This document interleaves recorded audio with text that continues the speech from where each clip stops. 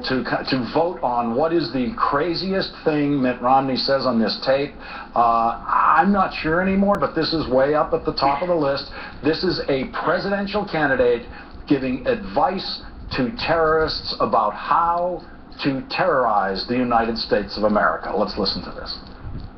I mean, if I were Iran, I mean, I'm crazy, but I'd say let's get a little dishonest material to Hezbollah, have them carry it to Chicago or some other place, and then if anything goes wrong or America starts acting up, we'll just say, guess what? Unless you stand down, well, we're going to let off a dirty bomb. Now, Rachel just explained in the previous hour that the man obviously doesn't know what a dirty bomb is, but let's just get to what he's actually doing there. Can he now stand, Anna Marie, on a presidential debate stage and not be asked why he was publicly giving advice to terrorists around the world about how to terrorize this country?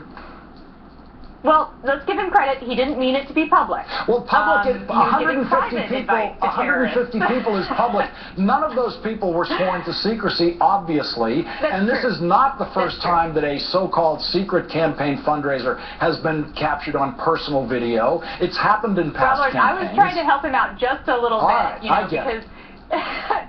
But because, I was just thinking, like, isn't it weird that John McCain mangling the Beach Boys now seems like a much more sober approach to Iran? Like, I never thought we'd see the day when we see someone so ineptly engaging with another country. This is the part that seems to really disqualify him. I know people have talked about the 47% line, and that, indeed, it's kind of horrifying. But there is nothing on this tape that makes you think that he is ready to be president of the United States. And this is a particularly scary soundbite from that tape. So, Anna Marie, just to record your vote, are you voting for this as the craziest thing he says? The "if I were Iran," that little part of it, is that his craziest run? I think I'm going to have to go with that is the craziest. It's not the most entertaining. Okay, that's right. It's not the most entertaining. It's the stuff he said about The View, of course, is the most entertaining. That'll be coming up later. Jonathan, I want you to listen to what Mitt Romney says about his position on Iran and how a nuclear Iran is unacceptable to him. Let's listen to this. It is unacceptable to America to have a nuclear Iran. Instead, what this administration has done is communicate to the Iranians that we're more worried about Israel attacking them than we are about them becoming nuclear. It's extraordinary. He is, of course, lying to the rich imbeciles in the room who don't have any idea that President Obama actually said this about a nuclear Iran. What I have said is that we will not countenance Iran getting a nuclear weapon.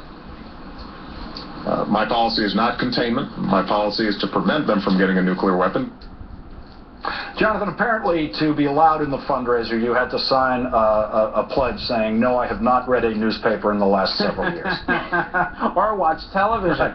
Look, reading the transcript of that soundbite, before I even got to the bottom, I thought, well, wait a minute. He's got the same position as the President of the United States, the current administration's position.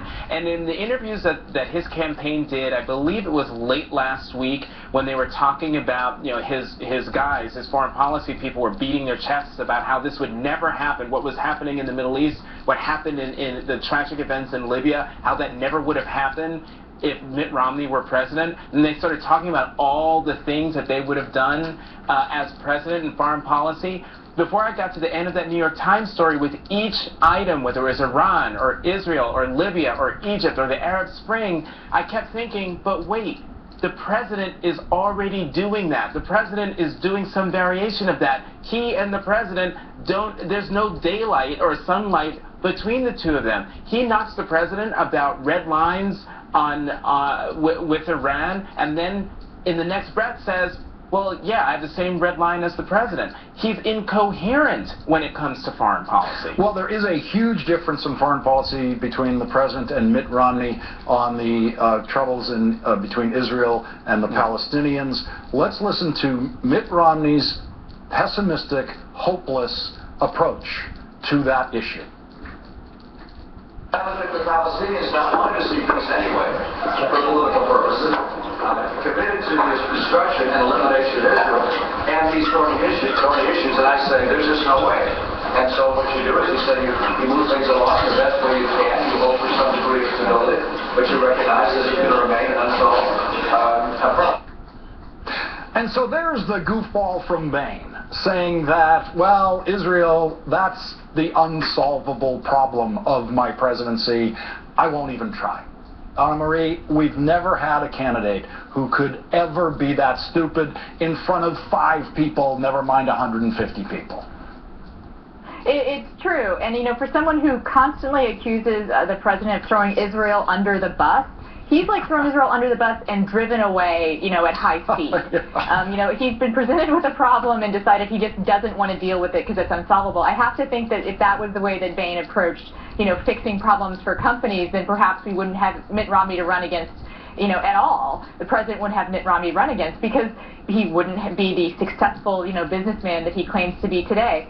It is really, I mean, you keep saying this, Lawrence, and I can't get enough of this tape either, just because it's so extraordinary. It is the car crash that happens in slow motion and keeps happening. You know, one doesn't want to declare a candidate dead in the water.